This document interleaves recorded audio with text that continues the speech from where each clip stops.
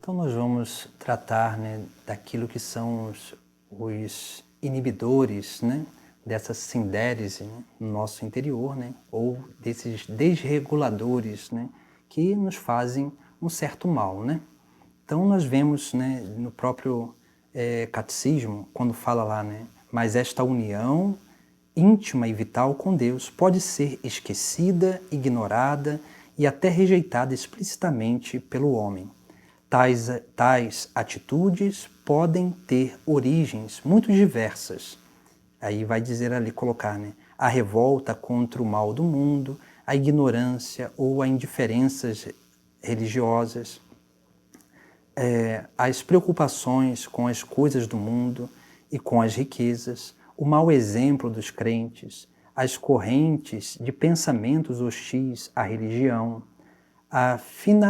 finalmente, essa atitude do homem pecador, que por medo se esconde diante de Deus e foge diante de seu chamado. Então nós vemos aqui muitos inibidores, muitos inibidores desse desejo de Deus no nosso interior. Se nós pegarmos o Evangelho, o Sagrado Evangelho, capítulo 4 do Evangelho de São Mateus, capítulo 4, nós vamos ver ali as tentações do deserto. E nessas tentações do deserto nós temos alguns ensinamentos muito interessantes, porque Jesus Cristo ele é tentado de 3 formas. A primeira forma, veja, Jesus foi para o deserto, ficou ali 40 dias e 40 noites, jejuando, rezando, e o texto sagrado vai dizer que ele sentiu fome e o tentador começou a fazer essas tentações. Primeiramente, a primeira tentação, o diabo ele vai dizer, se és filho de Deus, manda que estas pedras se transformem em pães. Então veja ali, o desejo, ali quando Jesus Cristo, é interessante que Jesus ele não precisava ser tentado, porque Jesus ele é perfeito, é Deus, mas ele quis ser tentado, ele se permite ser tentado para que a gente entendesse quais são as desordens que estão dentro de nós. E aí nós vemos ali, quando Jesus Cristo diz, aliás, quando o demônio ele vai tentar Jesus, a primeira coisa é sobre isso, transformar as pedras em pães. Aqui representa o desejo de prazer, ou seja, o desejo de satisfação corporal, que é a fome, que são coisas naturais do ser humano, da natureza humana. Mas veja que ali o demônio ele tenta Jesus Cristo nesse desejo de prazer. Depois, nós vemos que o demônio leva Jesus na cidade santa, no alto, ponto mais alto do templo, e diz, se és filho de Deus, joga-te daqui abaixo. E depois ele ainda vai usar um texto da Sagrada Escritura, que é o Salmo 90. Ele te dará ordens a seus anjos, ele dará ordem a seus anjos a teu respeito, e eles te carregarão nas mãos para que não tropeces em alguma pedra. Então veja aqui que o demônio ele tenta Jesus Cristo no desejo de poder, ou seja, Jesus é Deus, ele poderia ali se jogar e pedir para ordenar que seus anjos o segurassem, mas se ele fizesse isso, ele estaria obedecendo à tentação, à ordem do demônio, e Jesus ele não faz isso. E depois nós temos ali a terceira tentação, quando o diabo leva Jesus Cristo a uma alta montanha e ali vai dizer, ele mostrou, o texto sagrado diz assim, mostrou-lhe todos os reinos do mundo e sua riqueza. E lhe disse, eu te darei tudo isso, se caíres de joelho para me adorar. E aqui nós vemos as riquezas, os reinos do mundo, então o desejo de ter. Todos nós temos essas desordens dentro de nós, desejo de prazer, de poder e de ter. Essas são aquilo que na teologia espiritual a gente chama de defeitos dominantes. Todos nós temos isso e nós precisamos aprender a lidar com elas, identificar e lidar com elas, porque elas são aqueles motivadores, que inibem ou desregulam ou faz com que a gente rejeite e ignore esse desejo de Deus dentro do nosso interior. Então, Nós precisamos ter esse cuidado, né, para perceber o que dentro de nós está desordenado. Todos nós temos os 3 desejos, né, desordenados, mas em cada um de nós, um desses desejos ele é mais latente do que o outro. Por quê? Que seria aquele defeito dominante, né, esse desejo dominante. E é claro, os pecados capitais eles vêm desses desejos aí também. Mas é interessante que, veja, o desejo de prazer, ele nos leva a um egoísmo, né? A busca de satisfação própria, né? Corporal, né? Desejo próprio. O desejo de poder nos leva ao egocentrismo, que é o que, né? A pessoa que tenta dominar todo mundo, né? Ela quer que tudo gire em torno dela, ao egocentrismo, né? E o desejo de ter nos leva à ganância. Então nós temos aí essas 3, veja que desses desejos nós temos algumas manifestações comportamentais. Por isso que a gente precisa perceber, né, se a gente é muito egoísta, se a gente busca, né, só sentir satisfações das coisas, né, a gente precisa ter esse cuidado, né? E é claro, esse egoísmo ele se manifesta geralmente na alimentação e na afetividade. Se manifesta assim. Depois, se a gente está inclinado ao desejo de poder, a gente vai ser muito egocêntrico. A gente vai se achar Deus dos outros, a gente vai achar que só a gente é o dono da verdade, a gente vai achar que as coisas, nós temos que ter sempre a última palavra, tudo tem que passar pela gente, senão as coisas não vão estar boas, né? Tudo tem que ser do nosso próprio jeito, ó, o egocentrismo. A gente começa a se achar o centro do mundo, né? Centro do universo. E depois, né, a ganância, né? Então o consumismo, né, quando a gente fica muito ávido, né, a ter coisas, a consumir as coisas. Então esse é um cuidado que nós precisamos ter, né, e aprender a perceber no nosso interior. Porque quando a gente não percebe essas coisas no nosso interior, e nós achamos que essas coisas são coisas normais e naturais em nós, né? É claro que existe uma naturalidade, mas no equilíbrio, mas quando falta equilíbrio, sempre vai haver desordens. Então, quando a gente não vive bem e não consegue perceber essas coisas dentro do nosso interior, o que vai acontecer é o quê? O que vai acontecer é que aquela sindérese, aquele anseio por bem, pelo bem e de evitar o mal, vai fazer o quê? Ela vai também, como ela nos impulsiona sempre, ela vai nos impulsionar o quê? A busca desse bem. E quando esses desejos eles estão desordenados, infelizmente a sindérese ela nos impulsiona a busca do bem e nós, como não entendemos nós vamos começar a buscar um bem particular, né? Um bem próprio.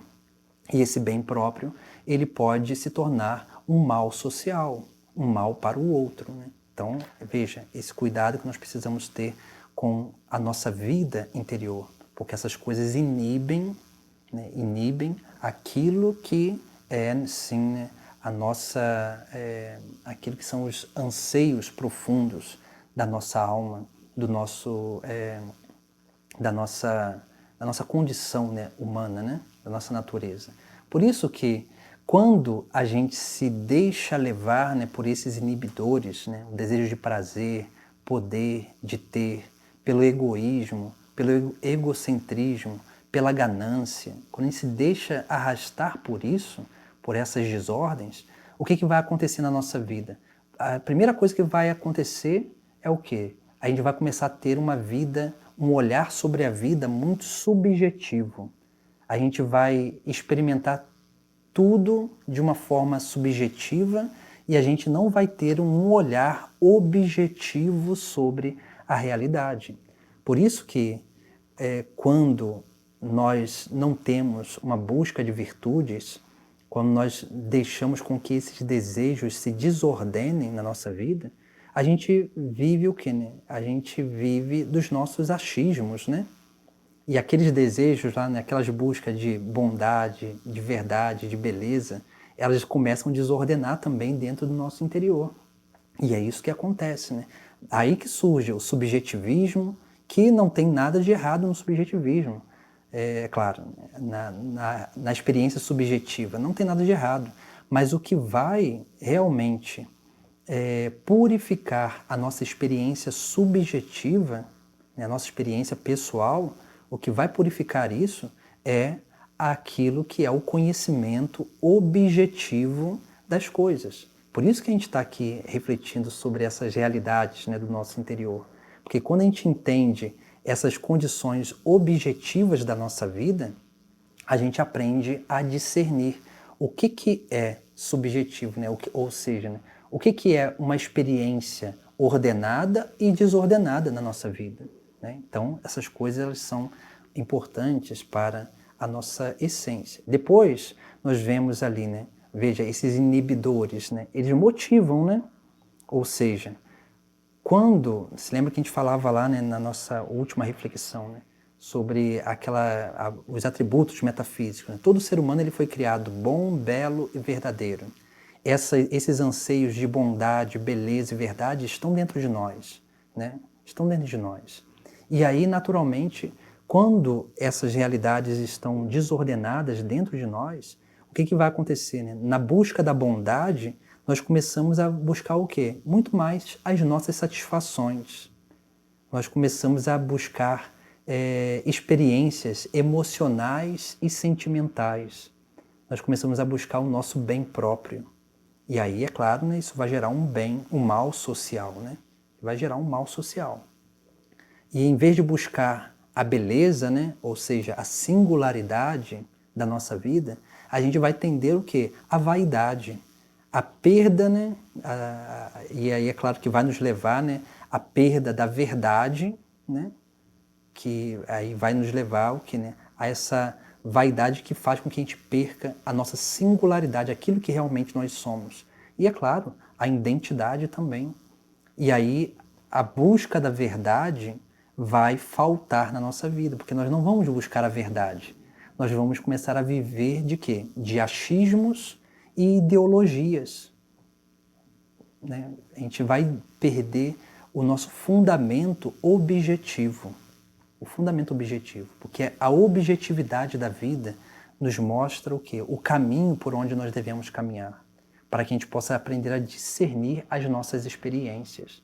E é isso que nós precisamos aprender a viver. Por isso que o texto do Catecismo, ele traz lá, né, veja, ó, a revolta contra o mundo, o mal do mundo, né?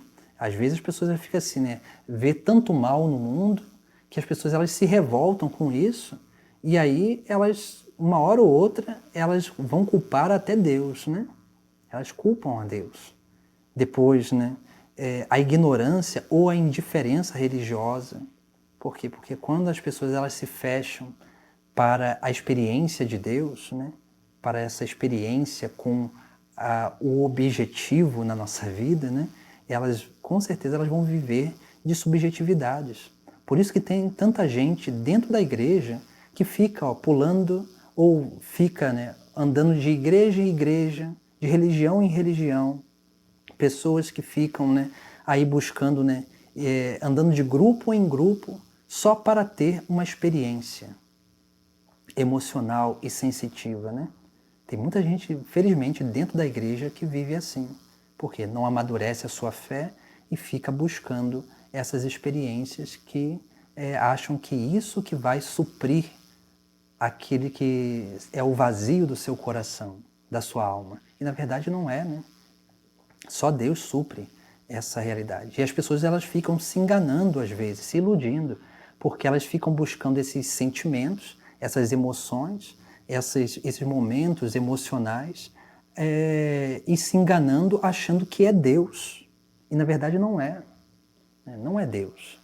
Assim, às vezes são coisas que a própria cabeça da pessoa ela fica, né, realizando ali, iludindo ela mesma. Então, isso é um cuidado que nós precisamos ter, né? Porque a indiferença, a ignorância religiosa leva a isso, né? Depois as preocupações com as coisas do mundo, né? Como disse, né? A ganância, né? A ganância, a busca, né, de status e todas essas coisas, né, vão inibindo, né, aquilo que é o anseio do mais profundo do nosso coração. Depois, né, o mau exemplo dos crentes, né, das pessoas, né, da igreja.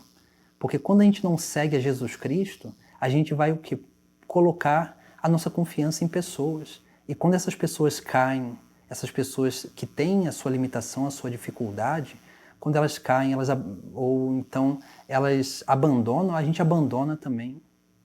Por quê? Porque quando nossa fé não está fundamentada em Jesus Cristo, em algo que é objetivo, está fundamentada em coisas subjetivas, a gente não permanece no caminho, a gente não consegue perseverar.